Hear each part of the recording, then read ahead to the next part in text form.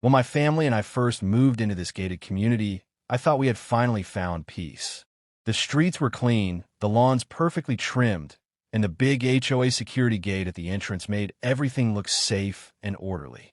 But what I didn't realize was that behind all this order and neatness hid a nightmare that was about to take over our lives. The very first day, I had my first taste of what this HOA was like. As I drove up to the gate, the security guard stopped me and demanded, "Sir, I need your ID. Your permit isn't registered yet. You can't go inside until the HOA president approves you." I was stunned. "What do you mean? I literally just bought a house here. Here's my address. Here are the documents." But the guard shrugged and said, "Orders from the president. Rules are rules." He made me wait for 15 minutes, calling and writing on his clipboard like he was some kind of military commander. Finally, he let me in, but by then my wife and kids were already stressed. The second day wasn't any better. My wife came back from grocery shopping, and the guard stopped her at the entrance of the parking area. "Ma'am, you're only allowed to unload within 20 minutes. If you take longer, we'll have to issue a fine." She tried to explain, "I'm literally unloading food for my family. How is that a violation?" But the guard simply took a picture of her car and replied, "It's procedure. The president will be informed." That night, she told me the whole thing while fighting back tears. I tried to calm her down, but inside, I was already boiling. It didn't stop there. A few days later, while my kids were playing outside, my little daughter drew something on the sidewalk with chalk, just innocent drawings, flowers, and a house. Suddenly, a woman stormed toward us. She was one of the HOA board members, the president's right hand. She shouted, "This is community property. Your child has vandalized it. This is a violation, and you will be fined." I tried to reason with her, but she walked away furiously, already typing on her phone. The next morning, I found a notice taped to my door. HOA violation notice, fine $250. That was the breaking point for me. These people weren't enforcing rules. They were harassing residents, controlling every move, and squeezing money out of us at every opportunity. Then came the biggest insult. One night, I returned home late after work. At the gate, the guard stopped me again. This time, he had a smirk on his face. "Sir, starting this week, residents must have a special HOA sticker on their cars. Without it, entry will be restricted." "How much is this sticker?" I asked. $200, he said calmly. "If you don't pay, well, next time might be difficult for you to get in." That's when it hit me. This wasn't about rules. This was extortion, a way for them to make money by scaring families like mine. I went home furious, my fists clenched. My wife saw the anger on my face and asked what had happened. I told her everything. That night, as I lay in bed, I made myself a promise. Enough is enough. They think they can bully my family? They picked the wrong guy. It's time to fight back. From that moment on, I began planning my revenge. The first week after I promised myself I'd fight back, I felt like a man walking a tightrope. One wrong move, and the HOA would retaliate harder. But doing nothing felt worse. Every fine, every humiliating stop at the gate ate at me. I couldn't let my family live like prisoners in our own home. I started small and quiet. I created a private group, not on the HOA forum, but a closed chat called HOA Survivors, and I invited neighbors I'd met in the driveway and at the mailbox. I explained what had happened to us, the sticker extortion, the $250 chalk fine, the smoke complaint that was nonsense. At first, people were hesitant. What if they find out? I don't want trouble. But one by one, the dam cracked. Within days, the chat flooded with stories. A retired teacher whose hedges were trimmed 2 inches too low and fined $400. A father whose son's basketball left a scuff on the community court and whose access badge was deactivated for a week. Someone even uploaded a blurry video of a guard telling a resident he could fix entry problems for cash. Proof builds empathy. Empathy builds momentum. I knew our best weapon was documentation. If this was organized extortion and petty tyranny, we needed receipts, recordings, and witnesses. We began collecting everything. Copies of violation notices, time-stamped photos, recorded conversations were legal, and even screenshots of the HOA board emails that contradicted their public statements. A volunteer, Mark, who used to work in IT, helped set up a secure folder where we could all drop evidence without fear of it being erased. Next, I focused on Mrs. Karen, the HOA president. She was a polished, sharp-tongued woman who acted like this neighborhood was her empire. People whispered that she had friends and contractors, and that several community projects always seemed to go to the same small construction firm, a firm conveniently connected to her brother-in-law. Rumors can be dangerous, but rumors with documents become a reckoning. So we dug. Old public records, past meeting minutes, and tax filings revealed patterns that didn't add up. Selected bids, invoices with strange markups, and community funds diverted to projects that never materialized. The turning point came when a neighbor named Anya handed us a gold mine, a private audio recording. She had overheard Karen on speakerphone berating a board member, and in the background, Karen casually mentioned, "Make sure the guard gets his cut, $200 per sticker, and we'll split it." It was clumsy of her, maybe even careless, but it was exactly what we needed. We spent that night cross-checking phone logs, meeting minutes, and payment receipts. The more we lined things up, the more the picture clarified. This wasn't a few row guards. It was an organized system feeding a small machine of profit and control. We did not move impulsively. I remembered how the guards and the board loved to claim rule enforcement as their defense. So we built an airtight narrative to present to residents and to anyone outside the community who would listen. First, a residents' meeting. I prepared a calm, factual presentation. Examples of unfair fines, copies of the extortion audio, documented cases of selective enforcement, and a chart showing the contractors who'd received repeated work under suspicious circumstances. We kept emotions measured. Righteous indignation is persuasive, but rational evidence puts people on your side. The turnout surprised me. More than half the neighborhood packed the community hall, faces hard with frustration and hope. People I'd barely spoken to came forward with their stories. There were tears, yes, but also the kind of anger that energizes. That night, we formed a citizen committee to request an official audit of HOA, spending, and a third-party review of enforcement practices. We filed formal complaints with the county housing authority and drafted a letter to the HOA's management company demanding transparency. The HOA did not sit quietly. As soon as Karen sensed a united front, she retaliated with microaggressions designed to intimidate. A couple of residents woke to find official notices about landscaping violations they had no choice in avoiding. Access badges were deactivated for a day for people who had been on the committee.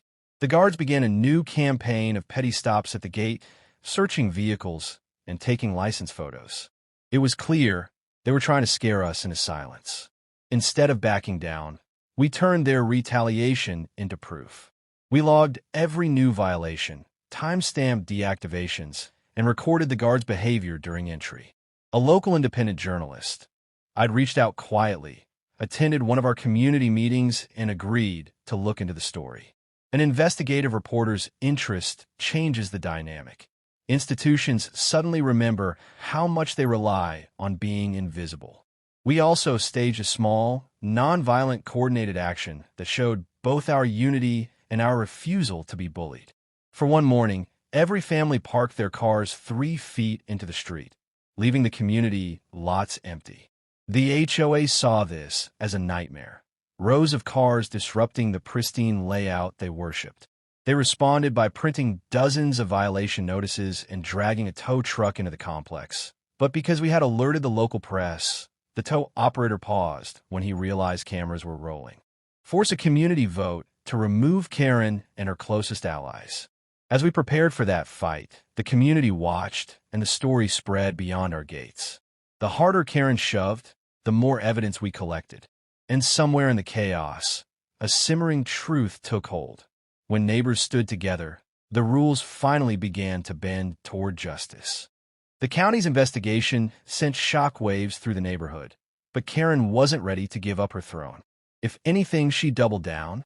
The moment word spread that an audit had been requested, HOA board members started papering doors with notices. My house got 3 in 1 week. Improper lawn edging, trash bins out too early, and children's toys visible from the street. It was laughable, but also strategic. They wanted to bury me in fines and paperwork, hoping I'd fold under pressure. But the opposite happened. Every notice became fuel. We scanned, time-stamped, and filed them into our evidence folder. Neighbors did the same. The stack of proof we were building wasn't just heavy, it was damning. The real breakthrough came when one of the guards, yes, one of their own, secretly reached out to me. His name was Javier. He'd been working the gate for 2 years and was fed up with how the system worked. He told me the guards had been pressured to harass specific residents, including me. He confessed that Karen herself would text reminders about who to stop, who to photograph, and who to find. Javier was nervous, but he agreed to testify if it came to court. His statement was a golden ticket. It confirmed what we already suspected. This wasn't about random enforcement. It was targeted intimidation. Meanwhile, our lawyer, an older man named Harris who had battled HOAs before, helped us file for a residents' class action lawsuit. We weren't just complaining anymore. We were formally accusing the HOA board of harassment, misuse of funds, and extortion. The day the paperwork was delivered, you could practically feel the community's mood shift. For once, it wasn't us being afraid of them. It was them being afraid of us. Karen's response was theatrical. She called an emergency HOA meeting and sent a neighborhood-wide email accusing me of spreading lies. In the email, she claimed I was a disruptive influence who refuses to follow rules, and that I was jeopardizing property values for everyone. But when she stood at the podium during the meeting, I noticed something new. Her voice trembled. Her hands shook slightly as she waved papers in the air. The mask of confidence was cracking.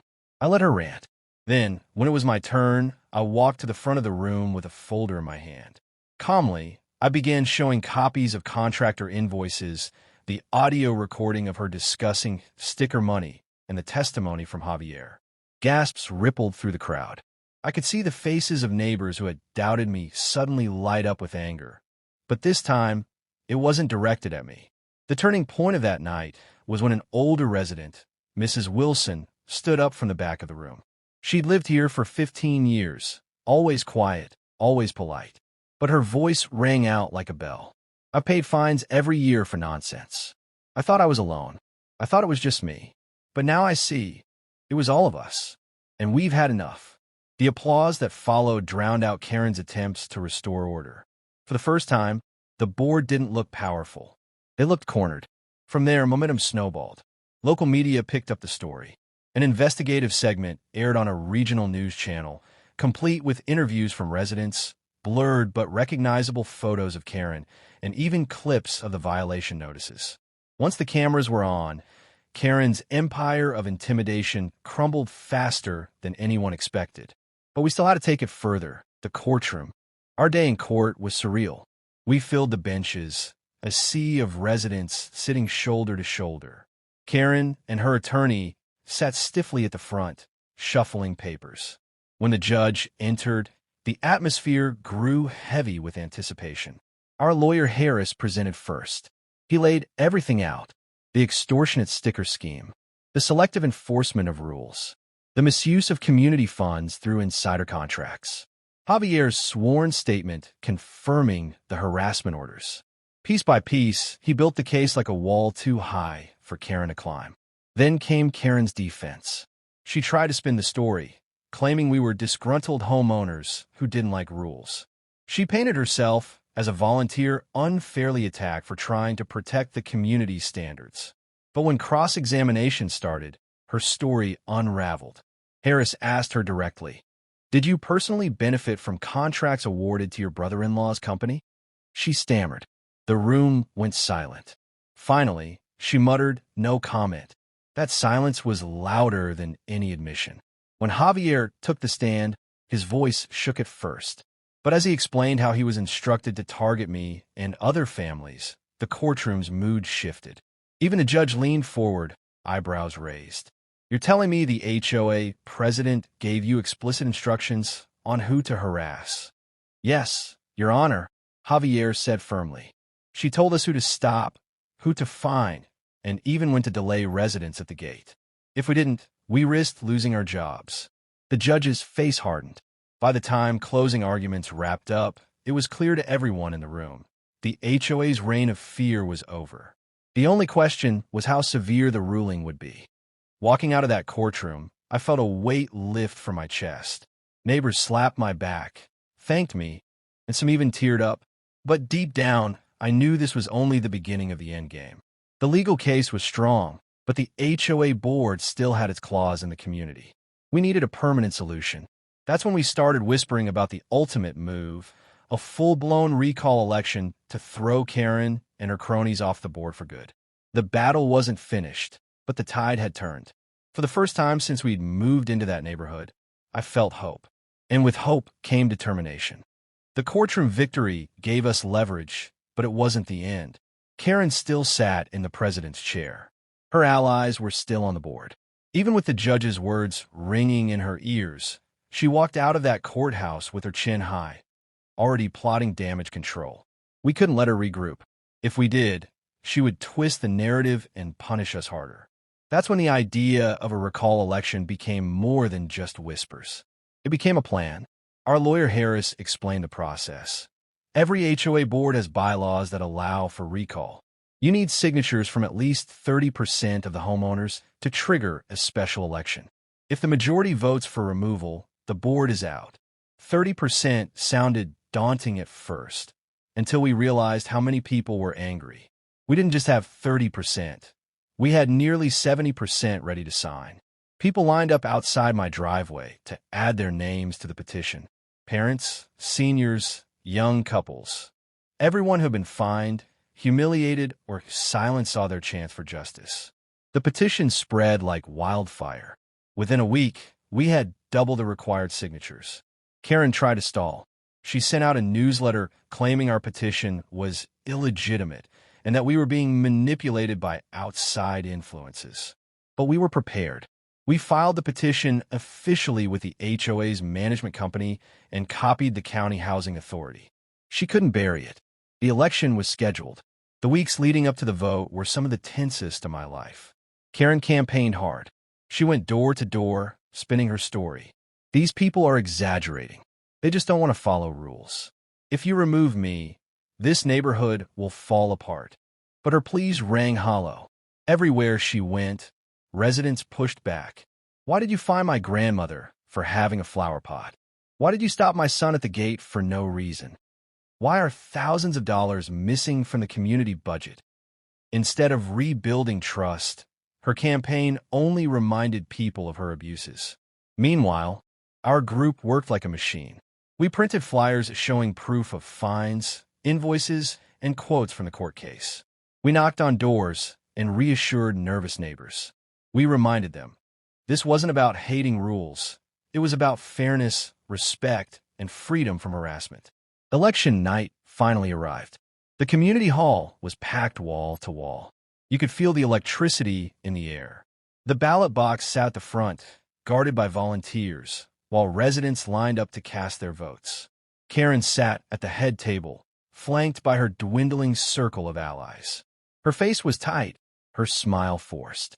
As the votes were counted, the room grew quieter and quieter. Then the numbers were announced. Yes to recall, 143. And no to recall, 29. Karen's face went pale. Her empire had crumbled in front of her eyes. The crowd erupted. People cheered, clapped, even cried. For the first time, we weren't afraid of the HOA. We had taken it back. The board was officially dissolved, and an interim committee, made up of residents we trusted, was put in place until a new board could be elected. Karen tried one last desperate move. She stood up and shouted, "This is illegal. You'll regret this. None of you understand what it takes to run a community." But her voice was drowned out by applause and chants of, "You're out. You're out." When she stormed out of the hall, a strange silence followed. It wasn't just relief, it was disbelief. We had actually done it. We'd taken down the tyrant who ruled over us for years. The days that followed felt like breathing fresh air after being suffocated. No more guards harassing us at the gate. No more petty fines taped to doors. Kids could ride their bikes. Families could barbecue. And neighbors smiled at each other instead of whispering in fear. But the victory wasn't just emotional. The audit revealed tens of thousands of dollars unaccounted for. Karen and two of her board members were referred to prosecutors for possible fraud. It wasn't just that we removed her. She might actually face criminal charges. One evening, as I sat in my backyard with my wife, grilling in peace for the first time, she looked at me and said, "I can't believe it's over." I shook my head. It's not just over. It's a new beginning. This neighborhood belongs to us now, not to her. My kids laughed in the background, chasing each other around the yard. For the first time since moving in, it felt like home. And as the sun dipped below the horizon, I realized something. The HOA had thought they could control us with fear, but fear only works until people stand together. And once they do, even the strongest tyrant can't survive the truth. When she stormed out of the hall, a strange silence followed. It wasn't just relief, it was disbelief. We had actually done it. We'd taken down the tyrant who ruled over us for years. The days that followed felt like breathing fresh air after being suffocated. No more guards harassing us at the gate. No more petty fines taped to doors. Kids could ride their bikes. Families could barbecue. And neighbors smiled at each other instead of whispering in fear. But the victory wasn't just emotional. The audit revealed tens of thousands of dollars unaccounted for. Karen and two of her board members were referred to prosecutors for possible fraud. It wasn't just that we removed her. She might actually face criminal charges. One evening, as I sat in my backyard with my wife, grilling in peace for the first time, she looked at me and said, "I can't believe it's over." I shook my head. It's not just over. It's a new beginning. This neighborhood belongs to us now, not to her. My kids laughed in the background, chasing each other around the yard. For the first time since moving in, it felt like home. And as the sun dipped below the horizon, I realized something. The HOA had thought they could control us with fear, but fear only works until people stand together. And once they do, even the strongest tyrant can't survive the truth. After the recall, life inside the community slowly began to return to normal, but I knew the story wasn't over. Karen was not the kind of person who accepted defeat gracefully.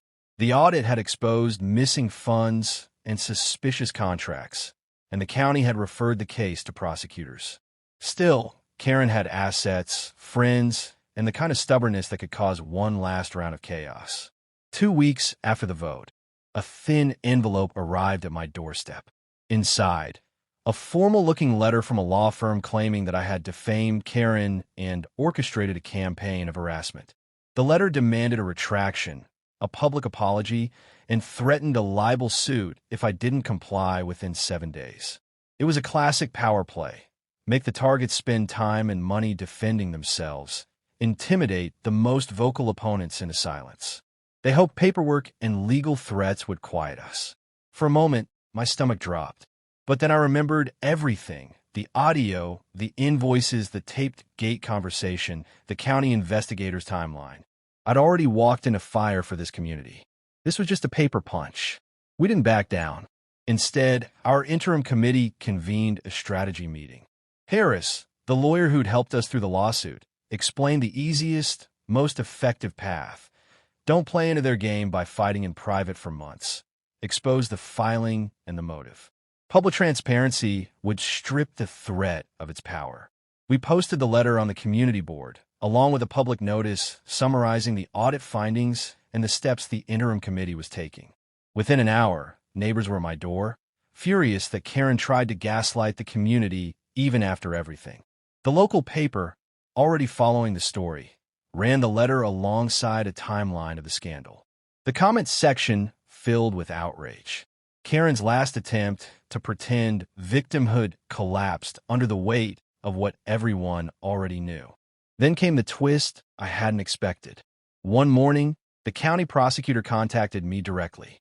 Their office had gathered enough evidence not only to pursue charges related to embezzlement and fraud, but also possible racketeering, using HOA mechanisms to funnel money and control residents. The prosecutor asked if I would be willing to testify in a criminal case. It was the kind of moment that changes everything. Testifying would put me in the crosshairs again. Karen's supporters could try to intimidate or discredit me in public, but it would also be the cleanest, strongest way to ensure she could never weaponize the HOA again. I agreed. Court dates were set. The criminal trial drew far more attention than the civil case ever had. Local TV cameras returned. Reporters jostled near the courthouse steps. Karen arrived flanked by a high-priced attorney, attempts at confident composure painted onto her face. The prosecution's case was brutal in its clarity. Invoices matched payments to companies tied to Karen's family. Guard statements described clear instructions to extort residents, and bank transfers tracked into accounts that looped back to shell vendors. When I stepped up to the stand, I felt calm. I recounted every violation notice, every late-night gate stop, every obscene demand for stickers and fines. I handed over the audio, the group chat logs, and the folder that had powered our petition and election. Under cross-examination, Karen's lawyer tried to paint me as an agitator, but the detective's evidence and Javier's recording shut the door on that. The more she tried to pick at small details, the stronger the whole picture became. The jury could see the pattern. A coordinated scheme to extract money and control residents, carried out in the name of rules. The verdict came down faster than I expected. Guilty on multiple counts. Karen's face registered a kaleidoscope of emotions: shock, denial, fury, and finally a hollow acceptance as the judge pronounced the sentence. She would face fines, restitution, and probation.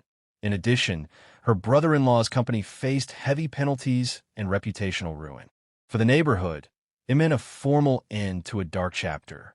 But the true finale wasn't just about the courtroom. In the months after the conviction, the interim board worked with the county to rewrite the HOA's bylaws. New transparency measures were put in place: public accounting, rotating vendors, a resident oversight committee, and protections making it illegal for board members to engage in private contracting with connected parties. The guards were retrained under strict external supervision. It wasn't instant perfection, but it was a system built by the residents for the residents. There were small, human payoffs, too. Mrs. Wilson received a partial refund of old fines. The teacher who'd been fined for hedge height got an apology. Kids returned to the courts without fear of being banned. My daughter's chalk drawings were met with smiles, not threat letters. Neighbors who had barely said hello now barbecued together on weekends. The community reclaimed itself. On the personal side, the media attention and legal fight took its toll. My job demanded flexibility. My evenings with my family sometimes felt squeezed between interviews and depositions. There were nights I woke up thinking about whether this had been the right fight. But then my daughter would run into my arms and tell me she'd learned to ride her bike on the street without fear. Those were the moments worth every risk. One small, quiet evening, months after Karen's conviction, I walked through the neighborhood with my wife. We passed families sitting on porches and neighbors chatting on lawns. A woman waved at me and said, "Thanks for not letting us be bullied." I nodded, a little tired but proud. "What are you going to do now?" she asked. I paused and looked at the street we had fought to save. For an instant, I replayed the anger, the legal papers, the stress. Then I answered honestly: live. Grill on Sundays. Let the kids be kids. Protect this place if we have to, but mostly live. We decided not to celebrate with loud fanfare or dramatic gestures. Our reward was slow, trust rebuilt in small, ordinary ways. That's the kind of ending that doesn't make headlines, but it's what actually matters. There's one last twist I'll leave you with. Not a villain's fall, but a lesson. People asked whether I'd felt revenge. At times, I'll admit, I wanted her to beg for forgiveness. But when it ended, I realized something more powerful. The true victory wasn't punishment. It was restoring a community where neighbors watched out for one another, where rules protected people instead of controlling them, and where our kids could chalk the sidewalks without fear. We had taken our street back, one petition, one piece of evidence, one vote, and one courtroom day at a time. And when everything finally settled, I could smell the grill smoke in the air and hear the kids laughing. That was enough.